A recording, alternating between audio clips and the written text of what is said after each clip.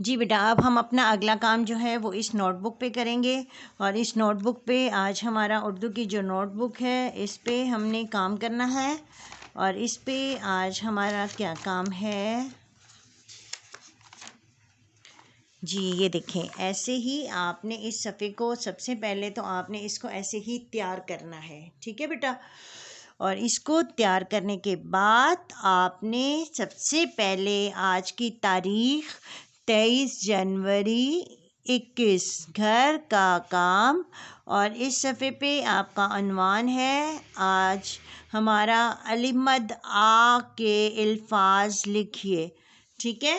तो आपने कुछ हमने जैसे हमने 4 लफ्ज़ हमने अपनी वर्कबुक पे बनाए थे, तो इसी तरीके से हमने जो है वो मुख्तलिफ़ किस्म के हरूफ लगा के हमने जो है वो और हमने हर्फ बनाने हैं, ठीक है बेटा। तो यहाँ पे देखें, अब ऐसे ही जैसे हमने वर्कबुक पे किए थे, अलिमद आ, कौन सा हर्फ जोड़ेंगे आप? पहले हम शुरू करते हैं बे के ख़ानदान में। क्या कोई हमारा लफ्ज़ ऐसा है कि जो हर्फ हम लगाएंगे तो हमारा लफ्ज़ बनेगा? जैसे जी हमने वर्कबुक पे लगाया था बे, अलिमद आ बे आब, ठीक है। ये एक लफ्ज़ बन गया, इसका मतलब है पानी।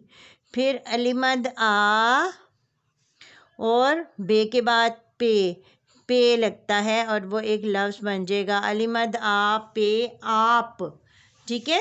इसी तरह से ते से नहीं बनता, आट भी नहीं कोई लफ्ज़ बनता, फिर आस भी नहीं बनता, फिर आज यानी अलिफ मद आ के साथ हम लगाएंगे जीम, तो बन जाएगा आज, अलिमद आ जीम आज।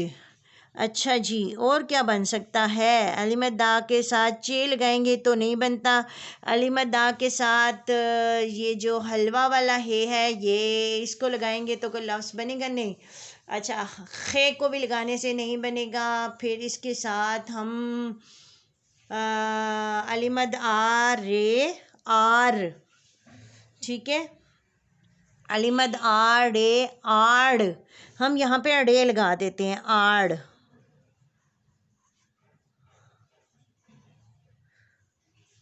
आड़, ठीक है।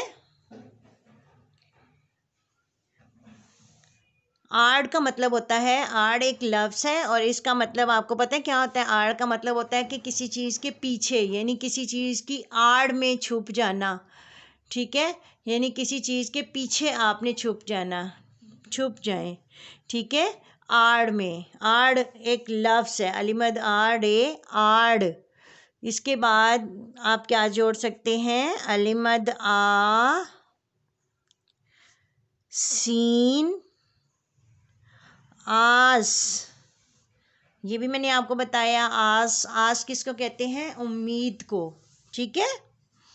अच्छा, और क्या बन सकता है? अलिफ मद आ जी, और हम क्या जोड़ सकते हैं हर्फ? जी अलिफ मद आ, देखें हमने कितने लफ्ज़ बना लिए, दो, कितने हरूफ को हमने अलिमत दा के साथ ही ये तमाम हरूफ लगा के हमने अल्फाज बनाने हैं, ठीक है। तो अब हम क्या बनाएंगे? सीन शीन साद ज़ाद तोए ज़ोए आइन गाइन फे काफ काफ गाफ। जी हम गाफ लगाएंगे तो बनेगा आग, अलिमद आ गाफ आग, ठीक है बेटा। इसी तरीके से अब हम आगे जाएंगे, हम और भी हम लफ्ज़ मिला सकते हैं, ठीक है। जैसे अलिमद आ लाम, लाम कहते हैं आल, अलिमद आ लाम आल। अच्छा जी, इसके बाद अलिमद आ मीम आम, अलिमद आ नून आन, ठीक है बेटा। अलिमद आ, वो जो हाथी वाली हे होती है, अलिमद आ हे आह, ठीक है, अलिमद आ हे आह। तो देखें हमने जो है वो अलिमद आ के साथ कितने अल्फाज, कितने ढेर सारे अल्फाज हमने जो है वो अपनी इस नोटबुक पर बनाए हैं। ठीक है ना। अब आपको पता चला कि किस तरह से लफ्ज़ बनते हैं, कि हम कैसे जो है वो इनको जोड़ के, दो हरूफ को आपस में जोड़ के हमने कैसे जो है वो लफ्ज़ बनाते हैं। एक से ज़्यादा इस किसी भी एक हर्फ के साथ जब हम दूसरा लफ्ज़ हर्फ जोड़ते हैं तो वो एक लफ्ज़ बन जाता है। वो क्या बनता है? एक लफ्ज़ बन जाता है।